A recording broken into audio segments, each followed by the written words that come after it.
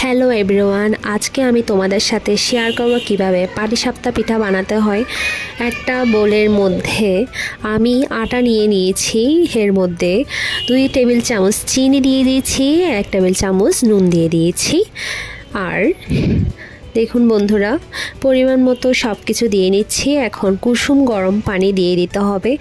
যদি চাউলের গুঁড়া নেন তাহলে কুসুম গরম পানি দিতে হবে। যদি বাইরে থেকে চাউল গুঁড়ো করে নেন তাহলে আমাদের নর্মাল পানিও দিতে পারেন।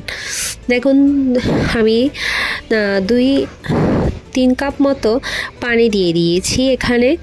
এখন ভালো করে নেড়ে চেড়ে নিচ্ছি, সাথে সব কিছু একসাথে মিশে যায়। দেখুন বন্ধুরা, আমি অনবরত নাড়তে আছি এখানে। দেখুন বন্ধুরা, এরকম হতে হবে। এরকম হলেই পিঠাটা অনেক সুন্দর হবে, নরম থাকবে। আর গরম পানি দিলে কি হবে, নরম থাকবে, পিঠাটা অনেক নরম থাকবে, কারণ এটা বাসার গুঁড়ি চাউল। এজন্য যদি বাইরে থেকে চাউল গুঁড়ো করে নেন তাহলে অবশ্যই নর্মাল পানি দিতে পারবেন। দেখুন বন্ধুরা, আমি করে নিয়েছি পিঠার খামিটা। দেখুন বন্ধুরা, এরকম হতে হবে। এখন ঢাকনা দিয়ে রেখে দিব যাতে সব কিছু একসাথে ভালোভাবে মিশে যায়। এখন আমি একটি কড়াইতে গুড় নিয়ে নিয়েছি। গুড়ের সাথে দেখুন বন্ধুরা নারকেল কোড়া, এখন অর্ধেক নারকেল কোড়া এখানে দিয়ে দিতে হবে। এখন এখানে 3টি সাথে বন্ধুরা দেখুন এগুলোর সাথে আমি আলাদা করে 2 টেবিল চামচ গুঁড়া চাউল আর 2 টেবিল চামচ গুঁড়ো দুধ দিয়ে দিয়েছি। এখন এখানে কুসুম গরম পানির সাথে এটা মিক্স করে নিতে হবে, যাতে এখন পানি দিয়ে নিচ্ছি, কুসুম গরম পানি দিয়ে নিচ্ছি। ভালো করে এটাকে নাড়াচাড়া করে নিতে হবে বন্ধুরা, ভালোভাবে নাড়াচাড়া করে নিচ্ছি। এটা আমরা কি করব জানো, এটা আমরা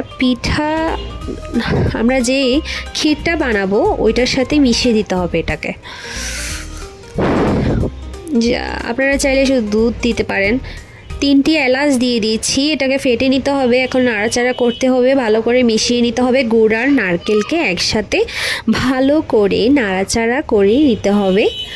যতক্ষণ না নাড়াচাড়া করতে না হয় ততক্ষণ ভালো করে মিশিয়ে তবেই আমি আর চাউল আর দুধের মিশ্রণটা করে রেখেছিলাম ওইটা দিব বন্ধুরা। দেখুন এখন দেখুন বন্ধুরা, এটা মিশিয়ে নিয়েছি, নারকেল আর গুড়ের সাথে ভালো করে মিশিয়ে নিয়েছি।